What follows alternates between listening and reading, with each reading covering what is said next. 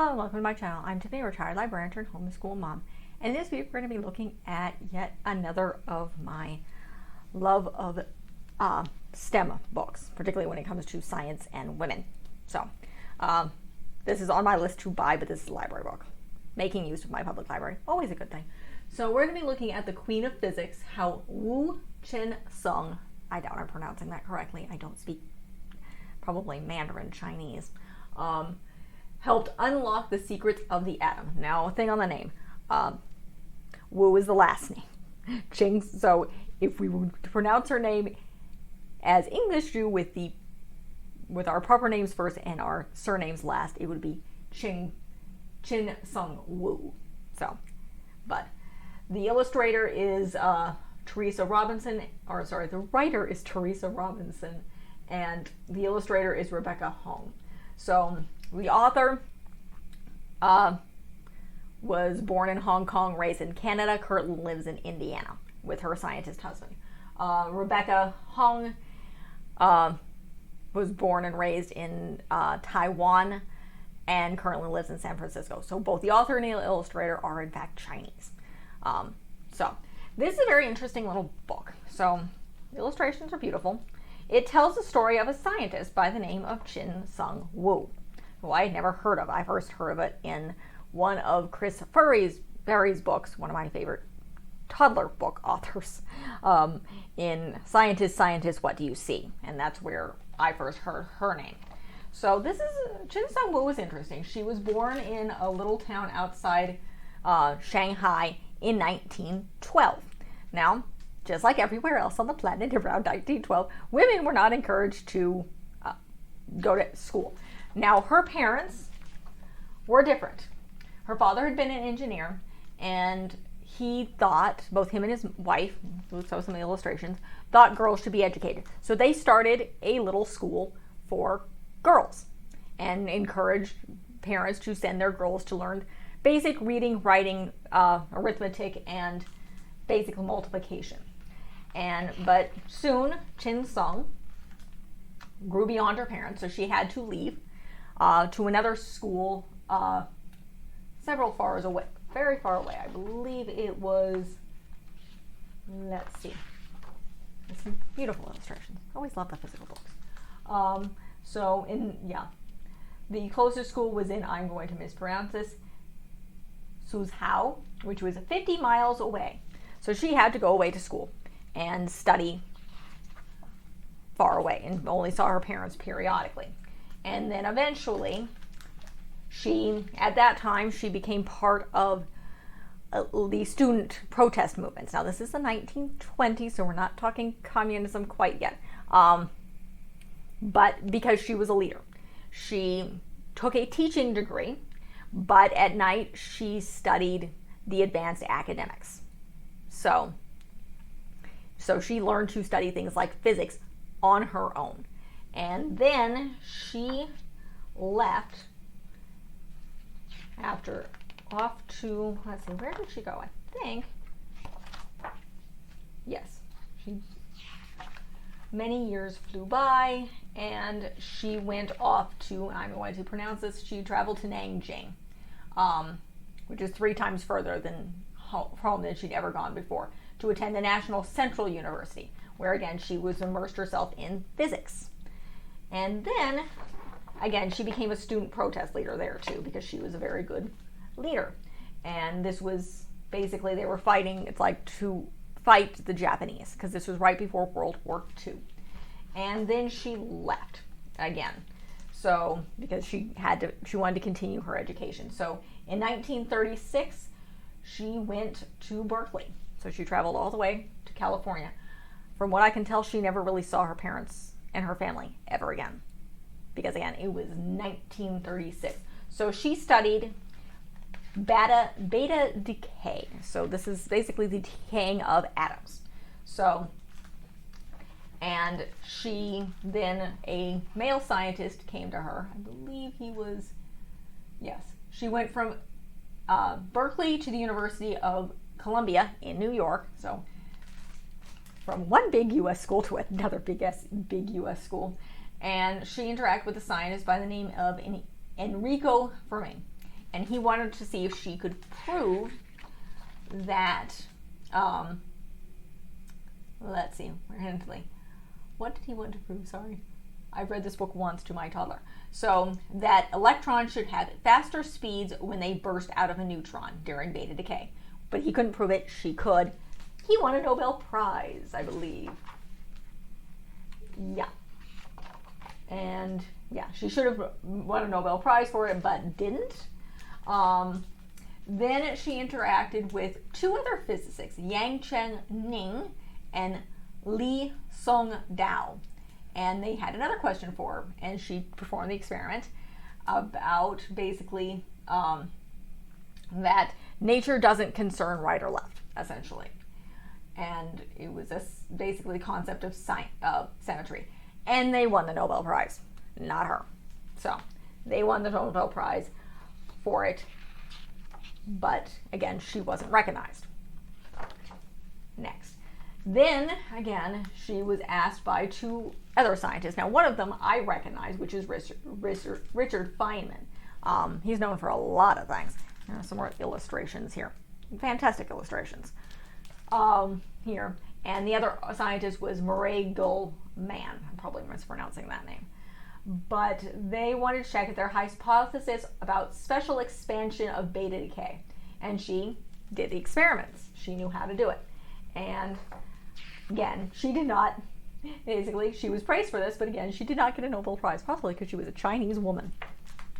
So, but essentially, and it goes on to talk about the fact that she didn't get jobs she wanted because she was a woman, because she was Asian. Was she sad? Yes. Was she disappointed? Often. Was she discouraged? Occasionally. But she didn't let those feelings stop her from what she loved, because her father, or she calls her Baba, always said, ignore the obstacles. Just put your head down and keep walking forward, which is what she did. She was discriminated against because she was a Chinese woman. She was both Chinese and a woman. And this is the 1920s, 1930s, 1940s, even 1950s.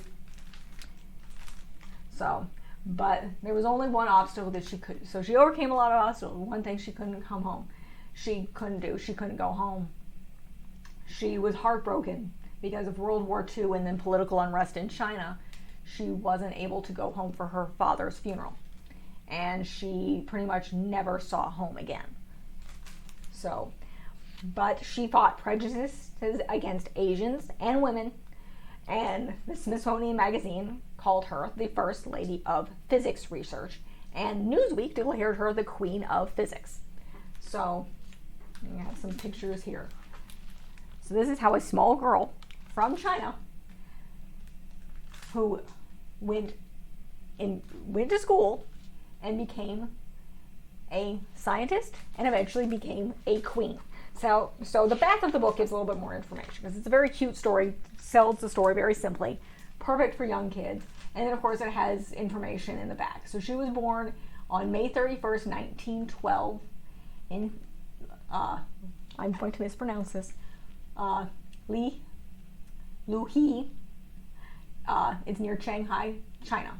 So, and basically, her parents taught her to believe that she could do anything, despite the fact that she was female.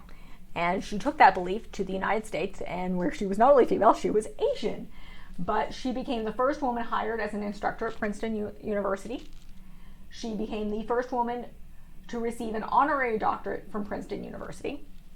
She became the first woman elected president of the American Physical Society in 1975. She was the first scientist to have an asteroid named after her while she was still alive. And she became the first person to receive the Wolf Prize in Physics in 1978. She did this not only was the first woman to do these things, but she was the first Chinese woman to do these things.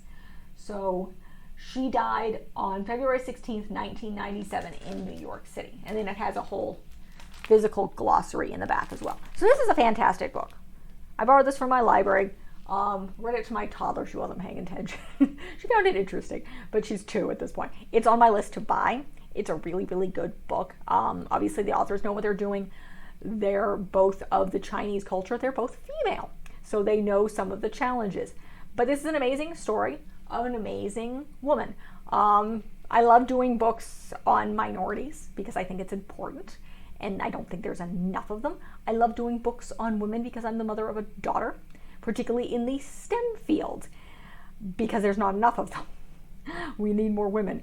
And these stories prove something that, or disprove something that even I heard growing up, that boys do science and math and girls do English and the arts.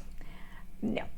I mean, if you want to check out the rest of my videos, and I may make a playlist of this, I did a whole bunch of videos on Katherine Johnson, the African-American woman who's instrumental in the space race, and then both Dorothy Vaughan, and there's one other woman whose name isn't as well known.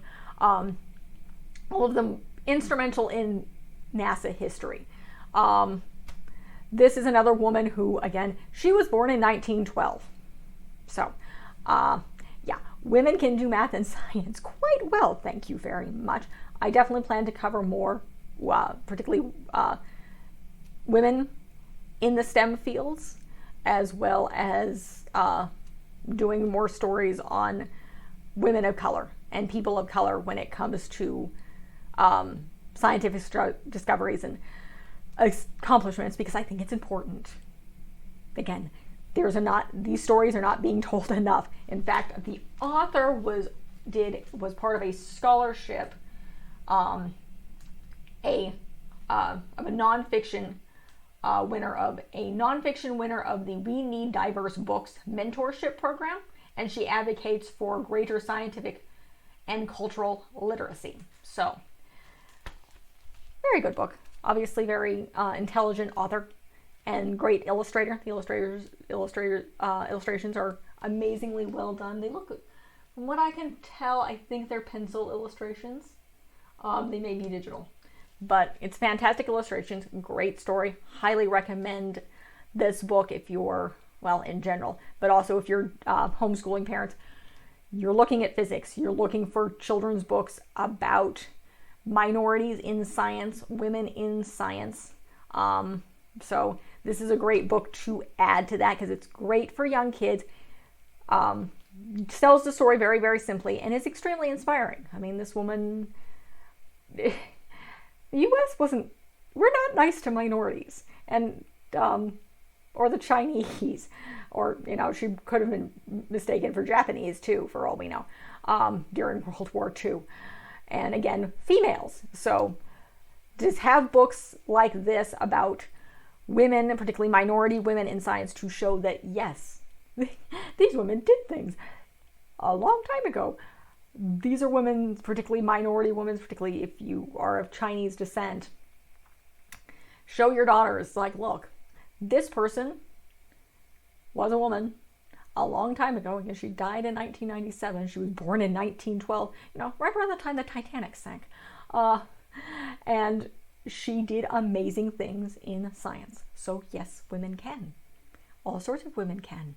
So again, fantastic book. That's it for this book review. If you like what you see, be sure to check out the rest of my stuff. I did a bunch of stuff on Katherine Johnson. I have at least 2 books on her that are children books. I did cover the nonfiction book about the mathematical woman at NASA, as well as the other 2 major characters of that book, which for some reason is skipping my mind. Hidden Figures, there we go. So I covered that, both the adult nonfiction book as well as the picture book that goes with it, and a couple other books. I plan to do a whole bunch more, so be sure to check out my channel. I do a lot of other children's picture books, various family films, a variety of other older teen films, and a variety of other stuff, primarily education-focused children's books, and sometimes education, sometimes just fun films, along with a sprinkling of travel stuff when I can. This is being filmed in September of 2021, so COVID-19 is still kind of putting a damper on that. Along with a few education videos, I did a whole series on education laws throughout both the United States and the rest of the planet. So be sure to check those out. And again, like and subscribe. I have a whole bunch more planned. Thank you.